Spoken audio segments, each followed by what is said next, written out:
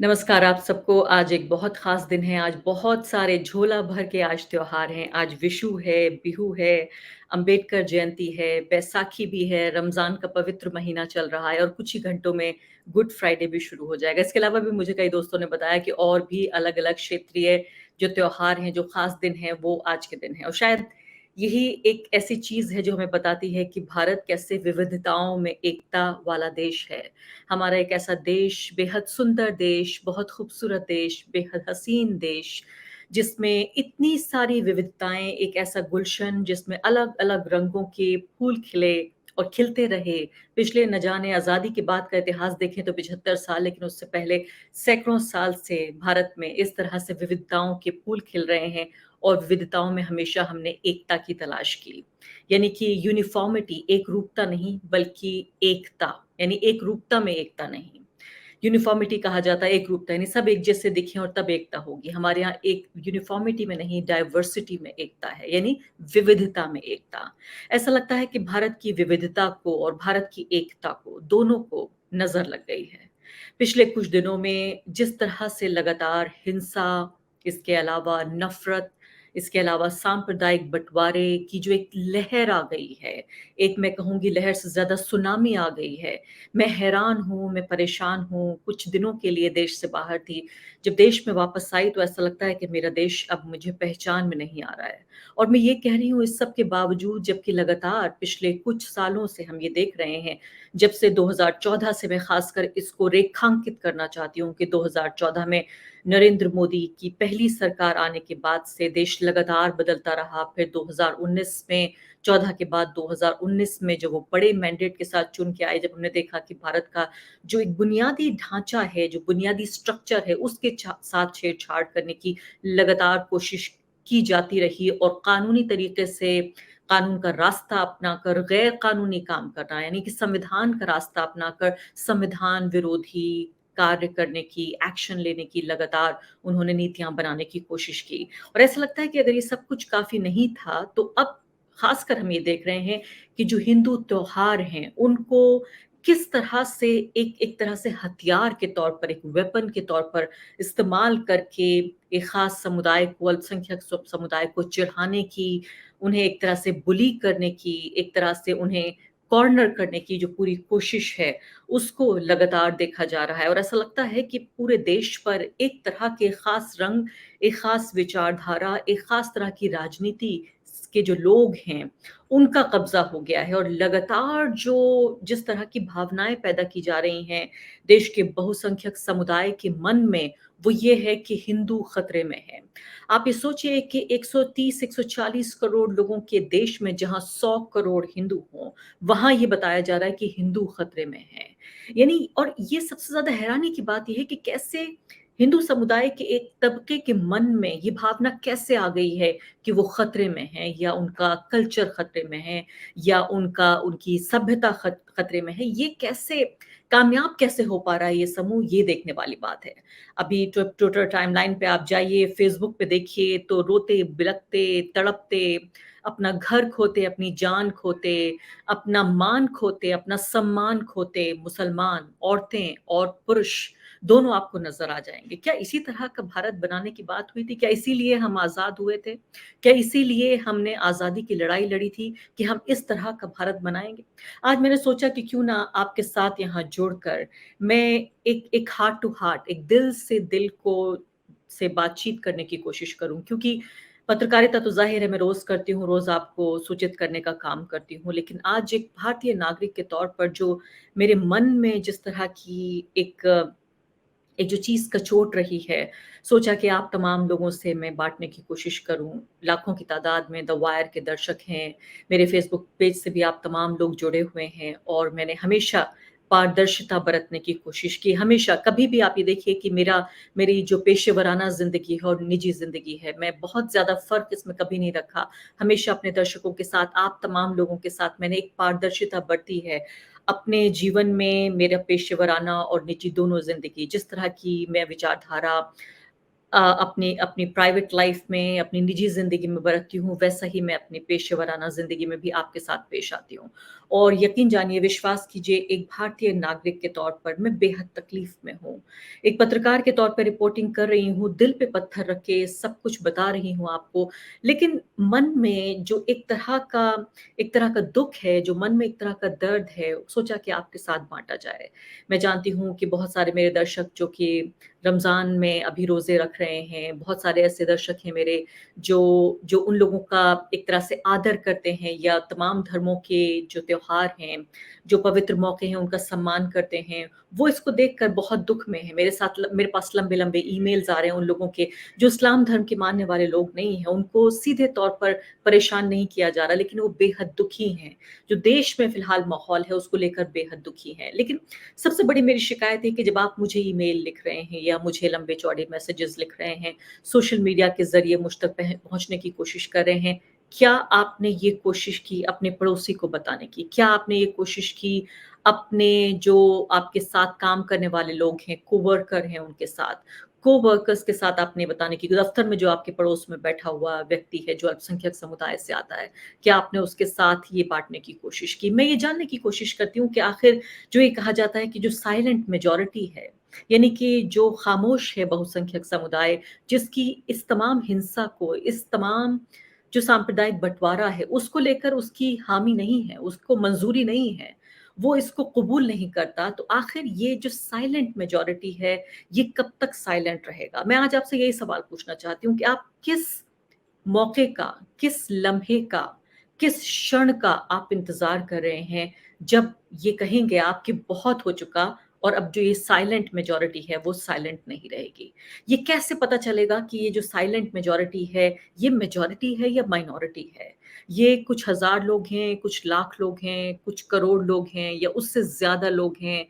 ये 100 करोड़ जो मेजॉरिटी है, इनमें कितने लोग ऐसे हैं जिनको अभी जो फ़िलहाल ये पूरी नफ़रत की जो सुनामी है, जो हिंसा की पूरी सुनामी है, जो ये तमाम भगवा गुंडे सड़कों पर आकर भगवा रंग को बदनाम कर रहे हैं, हिंदू धर्म को बदनाम कर रहे हैं। आखिर ये कौन-सा ये लम्हा आएगा जब वो सब कहेंगे कि ये जो भगवा गुंडे हैं, ये जो लोग हैं आरएसएस, वीएचपी, अ, इसके अलावा बजरंग दल, तमाम तरह की जो सेनाएँ बन गई हैं, इन सब से जुड़े हुए जो लोग हैं, ये सड़क पे जो गुंडागर्दी कर रहे हैं, जो हिंसा फैला रहे हैं, इनको हमारी स्वीकृति नहीं है। ये एक हम इनको कबूल नहीं करते, ये हमारे नाम पे, हमारे धर्म के नाम पे जो कुछ कर रहे हैं, इसको हम मंज़ूर नहीं करते। मैं जानना चाहती हूँ कि जो ये साइलेंट मेजॉरिटी है, आखिर ये कब बोलेगी? ये किस तरह से बोलेगी? एक तरीका ये होता है बोलने का कि सोशल मीडिया पर अपनी आप राय ज़ाहिर रखें, दूसरा तरीका होता है कि आपके साथ के जो अल्पसंख्यक समुदाय के लोग हैं, उनको ये बताने की कोशिश करें आप इस तमाम हिंसा, भेदभाव, इस तरह की कार्रवाई में आपकी स्वीकृति नहीं है। एक और तरीका होता है लोकतंत्र में अपनी बात कहने का, वो होता है वोट के ज़रिए। मुझे अफ़सोस के साथ ये कहना पड़ रहा है कि अभी यानी 5 में से 4 राज्यों में आपने उस पार्टी को मैंडेट दिया जो पार्टी हिंसा की राजनीति करती है, जो पार्टी नफ़रत की राजनीति करती है, उसको चुनकर आपने क्या संदेश दिया? क्या अभी भी ये माना जाए कि जो ये साइलेंट मेजॉरिटी है, देश में ये तमाम तरह की जो ये गतिविधियाँ चल रही हैं, जो कार्रवाइयाँ चल रही हैं, संविधान विरोधी, लोकतंत्र विरोधी जो काम हो रहा है, क्या इसको आपकी अगर कबूल नहीं करते आप, आपकी स्वीकृति नहीं है इसको, तो किस तरह से ये क्यों इस तरह से आप बार-बार ये बताने की कोशिश कर रहे हैं, आखिर किस तरह से ये बताएँगे कि आप इस तरह का देश नहीं चाहते? बेहद तकलीफ़ के साथ मुझे ये कहना पड़ रहा है कि आज मेरे पास सवाल बहुत ज़्यादा हैं, लेकिन जवाब नहीं है। अक्सर मेरा शुमार उन व्यक्तियों में होता है जो काफ़ी मैं आशावादी व्यक्ति हूँ। मैं हमेशा ऑप्टिमिस्टिक रहती हूँ, हमेशा उस सिल्वर लाइन को तलाश करने की कोशिश करती हूँ। लेकिन आज आप यकीन जानिए, अप्रैल के महीने में 2022 में मेरे अंदर का जो एक आशावादी व्यक्ति है, वो धीरे-धीरे दम तोड़ रहा है। मेरे अंदर का जो एक आशावादी व्यक्ति है, वो ये सोच रहा है कि क्या भारत में जो लोकतंत्र का भविष्य है, वो अंधकारमय होने जा रहा है। मेरे अंदर का जो मेरा दिल टूट रहा है, मैं अगर साफ शब्दों में ये कहूँ तो आई एम हार्ट ब्रोकन। मेरा दिल टूट रहा है, वो उम्मीद खोती जा रही है, वो रोशनी बहुत कम हो रही है और वो तमाम लोग मुझे नहीं दिख रहे हैं, जिन्हें हिंद पर नाज़ था। कहाँ हैं वो लोग जिन्हें हिंद पर नाज़ था? मैं जानना चाहती हूँ कि वो लोग कहाँ गायब हैं, कहाँ गुम हैं, जिन्हें हिंद पर नाज़ था? हमारे सामने 1947 में 15 अगस्त 1947 को हमारे सामने एक विकल्प था कि हम एक हिंदू राष्ट्र बन सकते थे। 1947 में हमने ये तय किया कि पाकिस्तान जब एक इस्लामिक देश बनने की उसने उसने चूज़ किया कि वो इस्लामिक देश बनना चाहता था, तब हमने ये तय किया कि हम एक हिंदू राष्ट्र नहीं बनना चाहते, हम एक धर्मनिरपेक्ष लोकतंत्र बनना चाहते हैं। हम एक ऐसा देश बनना चाहते हैं, जिसमें सबके लिए बराबर की जगह हो। हम एक ऐसा देश बनना चाहते हैं, एक ऐसा गुलशन, एक ऐसा बाग जहाँ तमाम रंग के फूल खिलें, एक ऐसा देश हम बनना चाहते हैं। आज क्या वाक़ई इसको लेकर एक नेशनल कंसेंसस है? एक तरह की एक आम राय बन पा रही है राष्ट्रीय स्तर पर कि हम 75 साल बाद क्या दोबारा हम इस पर सोचना चाहते हैं कि हम कैसा देश बनना चाहते हैं? अब आप ये देखिए कि किस तरह से अल्पसंख्यक समुदाय के साथ किस तरह की ज़्यादतियाँ हो रही हैं, किस तरह की नाइंसाफ़ियाँ हो रही हैं। रमज़ान के पवित्र महीने में जबकि जबकि उनके लिए एक तरह से एक धार्मिक पर्व का एक मौका है, ऐसे में दूसरे धार्मिक पर्व के मौके को इस्तेमाल करके उनके इलाकों में घुसकर जुलूस निकाले जा रहे हैं, दरगाहों को जलाया जा रहा है, जो मस्जिदें हैं उनकी गुंबदों पर, उनकी मीनारों पर भगवा झंडे लहराए जा रहे हैं। और सबसे ज़्यादा हैरानी हुई मुझे ख़ास एक वीडियो देखकर जो शायद 50 40-50 सेकंड का वीडियो था जिसमें गाली-गलौज को गाना बनाया गया था। आप सोचिए कि किस स्टेट ऑफ माइंड कौन-सी वो मनोस्थिति है जिससे भारत गुज़र रहा है कि रामनवमी के मौके पर, भगवान श्री राम के जन्म दिवस, उनकी सालगिरह के मौके पर गालियों से भरे हुए गानों को यानी भजन नहीं, मंदिर में जाकर पूजा आरती नहीं, जो गाने थे वो गालियों से भरे थे, अल्पसंख्यक मुस्लिम विरोधी गालियाँ और उन गालियों पर कई दर्जन लोग म्यूज़िक के साथ नाच रहे थे। आप यकीन जानिए, मैं उस वीडियो को यहाँ मैं प्ले कर सकती थी आपके सामने लेकिन मैं नहीं करना चाहती हूँ। मैं चाहती हूँ कि आप खुद वो देखें जो जिस वीडियो का मैं ज़िक्र कर रही हूँ कि बाकायदा उसमें मुस्लिम पुरुषों के लिए गालियाँ थीं, उन गालियों पर लोग नाच रहे थे और मौका था रामनवमी का। आप ये सोचिए कि आपने जो हिंदू धर्म है, उसको क्या बना दिया? आपने जो बहुसंख्यक समुदाय का जो धर्म है, वो क्या बना दिया? मुझे याद आता है कि जो 11 दिसंबर 9/11 जिसे कहा जाता है, जब अमेरिका में ट्विन टावर्स पर हमला हुआ। बताया गया कि ये हमला अल-कायदा ने किया।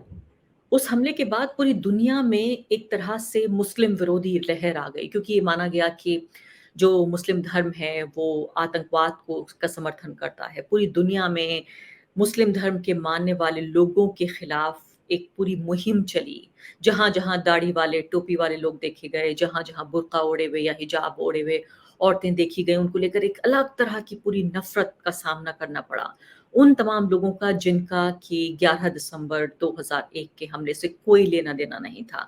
जिनका al Qaeda, Taliban, Usama bin Laden इन तमाम लोगों की, इन आतंकवादियों की जो विचारधारा थी, उससे कोई लेना-देना नहीं था। उन तमाम लोगों को ख़मियाज़ा भुगतना पड़ा। क्योंकि अगर इसको पॉलिटिकल साइंस की भाषा में कहें तो एक धर्म का एक भी ब्रांड होता है। यानी कि उस धर्म की एक छवि होती है। ब्रांड को अगर आप ना समझें तो छवि समझिए। कि उस धर्म के मानने वाले लोगों की एक छवि होती है। वो छवि करीब-करीब 20 साल पहले एक तरह से तबाह हो गई आने वाले तमाम जो भविष्य के की जो पीढ़ियाँ थी उनके लिए, ना सिर्फ़ कि वो पीढ़ी बल्कि भविष्य की पीढ़ी। और मुझे याद है बहुत ज़्यादा मेरी उम्र नहीं थी लेकिन उसके बावजूद भी मुझे याद है कि मुझसे बड़ी उम्र के लोग, मुझसे छोटी उम्र के लोग, मेरी पीढ़ी के लोग, तमाम लोग लगातार अपने सोशल मीडिया जो पोस्ट थी उनके ज़रिए उस वक़्त सोशल मीडिया बहुत ज़्यादा एक एक तरह से एक प्लेटफ़ॉर्म नहीं हुआ करता था, तो ज़ाहिर है टीवी के ज़रिए, अखबार के ज़रिए या एडिटोरियल्स लिखकर या अपने पड़ोसियों को बताकर तमाम पूरी दुनिया में मुसलमान लगातार ये कहते रहे, तब से लेकर अब तक 20-21 साल गुज़र चुके हैं कि हमारा इनसे कोई लेना-देना नहीं है। हमारा हम आम मुसलमान हैं, हम आतंकवाद का समर्थन नहीं करते, हम हिंसा का समर्थन नहीं करते, हम खून-खराबे का समर्थन नहीं करते, हम दूसरे समुदायों से नफ़रत का समर्थन नहीं करते। मुझे लगता है कि आज भारत के हिंदू समुदाय के लिए एक 9/11 जैसा मौका है। एक ऐसा मौका है 9/11 जैसा जिसमें उनको अपने को डिसोसिएट करना पड़ेगा। उन्हें अपने को दूर करना पड़ेगा उन तमाम लोगों से जो हिंसा कर रहे हैं, नफ़रत फैला रहे हैं, खून-खराबा कर रहे हैं, अल्पसंख्यक समुदाय को चिढ़ा रहे हैं और एक ऐसे देश की बात कर रहे हैं जिसमें सिर्फ़ और सिर्फ़ एक धर्म के मानने वाले लोगों की जगह होगी। दूसरे धर्म के लोग या तो एक दूसरे दर्जे के शहरी के तौर पे जिएँगे या डर और खौफ के साए में जीकर अपने आप, अपने अधिकारों, अपनी आज़ादी को इतना सीमित कर लेंगे कि उनकी कोई स्थिति नहीं बचेगी। यकीन जानिए मैं मानती हूँ कि भारत के हिंदू समुदाय के लिए, बहुसंख्यक समुदाय के लिए ये एक 9/11 ये ट्विन टावर पर जो हमला हुआ अमेरिका के, ये वो क्षण है जब उन्हें एक्टिवली सक्रिय तौर पर इस साइलेंट मेजॉरिटी को अपना साइलेंस तोड़कर बाहर आना है और ये कहना है कि जो देश में नफ़रत की ये पूरी सुनामी बह रही है, उससे हमारा कोई लेना-देना नहीं है। इसको हमारी स्वीकृति नहीं है, हम इसे कबूल नहीं कर सकते, नॉट इन माय नेम। आप मेरे नाम पर, मेरे धर्म के नाम पर, मेरे भगवान के नाम पर, मेरी जो रिलिजियस प्रैक्टिसेज़ हैं उनके नाम पर आप ये नहीं कर सकते। 100 करोड़ लोगों में से कितने लोग ऐसे हैं जो वाक़ई ये कहने को तैयार हैं और आप यकीन जानिए कि जिन मुसलमानों ने, जिन लोगों ने 9/11 के वक़्त पर अपनी आवाज़ नहीं निकाली, उन्होंने पूरी जो इस्लामिक धर्म की परंपरा है, पूरे जो इस्लामिक धर्म का जो पूरी ट्रेडिशन है, जो उसकी उसकी शांति प्रिय जो विरासत है, सैकड़ों साल की विरासत, उनको नुकसान पहुँचाया। और ये बहुत बड़ा एक ब्रांड को, एक छवि को नुकसान पहुँच रहा है हिंदू धर्म की। मैं पश्चिमी देशों का दौरा कर रही थी और वहाँ पर लगातार मुझे सोचिए आप एयरपोर्ट पे लोग मिल रहे थे, फ्लाइट में लोग मिल रहे थे मुझे, क्रूज़ पर मुझे लोग मिल रहे थे, आम सड़क पर चलने वाले लोग मिल रहे थे, रेस्टोरेंट में बैठे हुए लोग मिल रहे थे और मुझे रोक के पूछते थे कि आप भारत से हैं? मैं आपसे ये कहना चाहता हूँ कि क्या भारत में इस तरह के लोग हैं? क्या भारत में खून के प्यासे लोग हैं? क्या भारत का जो लोकतंत्र है, लोकतांत्रिक भविष्य है, उसको लेकर आप क्या सोचती हैं? भारत में ऐसा क्यों हो रहा है? क्यों भारत में ये एक तरह का ट्राइबल कल्चर, भारत में क्यों ये अल्पसंख्यक विरोधी तमाम तरह की जो राजनीति है, ये क्यों देखने को मिल रही है? पहले जब मैं जाया करती थी, तो लोग कहते थे कि भारत के लोग कितने शांति प्रिय लोग हैं। पूरी दुनिया में जो भारत के लोगों का, जो हिंदू धर्म के मानने वाले लोगों का, जो हमारी एक पूरी डाइवर्सिटी की जो विरासत थी उसके बारे में चर्चा होती थी और कभी-कभी हँसी भी आती थी। लोग कहते थे कि भारतीय लोग ज़्यादातर हँसते रहते हैं, गाते रहते हैं, साड़ी पहन के नाचते रहते हैं। ऐसा नहीं है कि भारत में सारे लोग ये करते रहते हैं, लेकिन इस तरह की छवि थी कि एक खुशहाल देश है ये गरीब देश है। कभी लोग नहीं सोचते थे कि हम बहुत बहुत प्रगतिशील हैं, हम बहुत विकसित हो चुके हैं, बहुत पैसा है हमारे पास। लेकिन सोचते थे कि कितनी विविधताओं के बावजूद ये देश एक तरह का एक मॉडल स्टेट है कि तमाम तरह की विविधताओं के बावजूद कैसे हमारे देश ने न सिर्फ कि सर्वाइव किया, बल्कि अंग्रेज़ी में कहें तो थ्राइव किया। हमने पूरी दुनिया को ये दिखा दिया कि इतने सारे कल्चर्स, इतनी सारी ज़बानें, भाषाओं होने के बावजूद, रंग अलग होने के बावजूद, रूप अलग होने के बावजूद, धर्म, संस्कृतियाँ अलग होने के बावजूद, हम न सिर्फ कि एक रह सकते हैं, बल्कि एकजुट रहकर हमारा अस्तित्व ही एक तरह से एक चैलेंज था। जब अंग्रेज़ छोड़ के जा रहे थे, तो बहुत सारे पॉलिटिकल साइंटिस्ट ये कहते थे कि नहीं भारत एक हिस्से के तौर पर नहीं बचेगा, भारत सर्वाइव नहीं करेगा। हमने पूरी दुनिया को ये बताया और मैं खुद पश्चिमी देशों में जाकर भारत की जो लोकतंत्र का, हमारे समाज का जो मॉडल है, न सिर्फ कि उसको डिफेंड करके आई हूँ, बल्कि अंग्रेज़ों को ये बता के आई हूँ मैं कि देखिए, आप आपके देश टूटे हैं, आपके देशों में बँटवारा देखा गया है, आपके देशों में ये टूटन देखी गई है, लेकिन मेरा देश मोहब्बत वाला देश है, मेरा देश प्यार वाला देश है, मेरा देश एकता वाला देश है।